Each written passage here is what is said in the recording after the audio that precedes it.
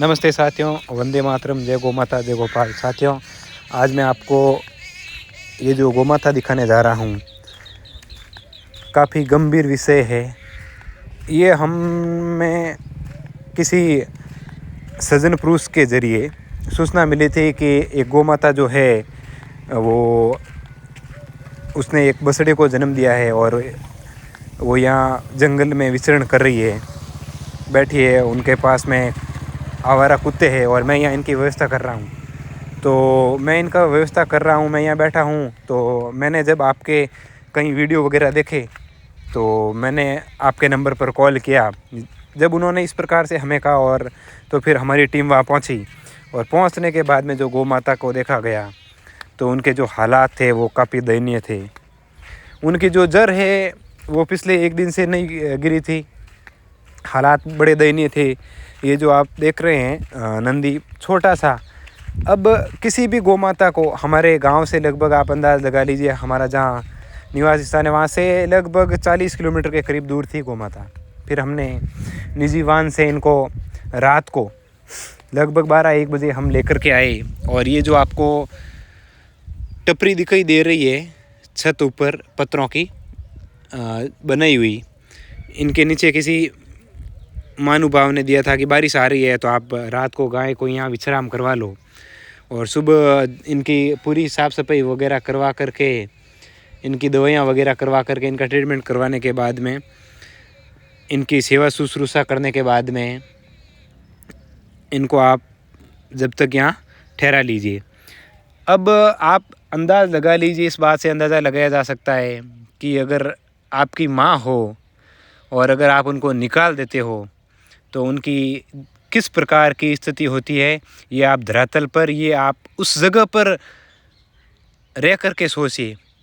वैसे ही हालात इस गौ माता के हैं। जब हम पहुँचे और हमने ये सारा कार्य किया, ये जो धार्मिक कार्य है, सनातन संस्कृति का कार्य है, ये हमने किया तो हमें इस बात का पता चला और अफसोस हुआ हमें कि इंसानियत कितनी मर चुकी है। कहीं भी इससे बड़ी शर्मसार घटना होगी ही नहीं कि एक जो बिहाने वाली गाय हो, गौ माता हो, और वो अगर सड़कों पर घूम रही है या कहीं जंगल में घूम रही है, घर से विचलित कर दिया गया हो। जैसे हमारे माता पिता को अगर विचलित कर दिया जाए तो ऐसे हालात अगर उस समय होते हैं तो वैसे के वैसे हालात आज इन गौ माता के हैं। हमारी टीम पहुंची, हमने संपूर्ण, जैसा कि आपको वीडियो दिखाया, उनमें हमने जो हमारे से हुआ हर संभव होने प्रयास किया और ये हमारा प्रयास निरंतर जारी रहा, आगे भी चलता रहेगा, काफ़ी समय से चल रहा है। हमें आपसे सबसे बड़ी आशा और अपेक्षा ये रहेगी कि आप हमें ज़्यादा से ज़्यादा सपोर्ट करें और इस प्रकार के सौभाग्यशाली कार्य में, धार्मिक कार्य में, सनातन संस्कृति को श्रेष्ठ आगे बढ़ाने के कार्य में हमारा सहयोग करें।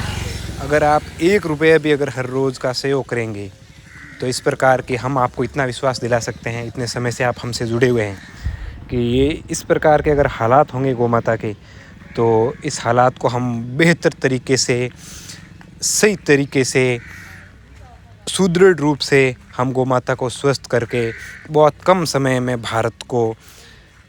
भारतवर्ष को एक सर्वश्रेष्ठ ऋषि मुनियों का देश बनाने में कोई कसर नहीं छोड़ेंगे।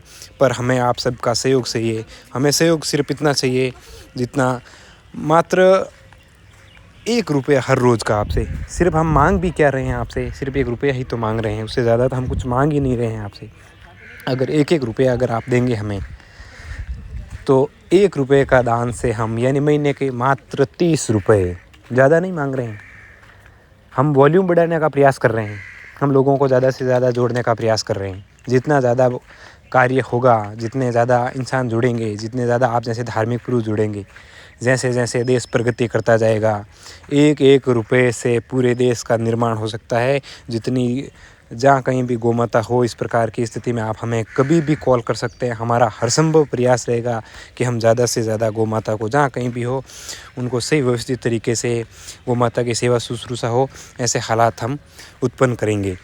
और इसी के साथ आप सभी से हम विदा लेते हैं। आप हमारे इस यूट्यूब चैनल को ज़्यादा से ज़्यादा लाइक, शेयर और सब्सक्राइब करें।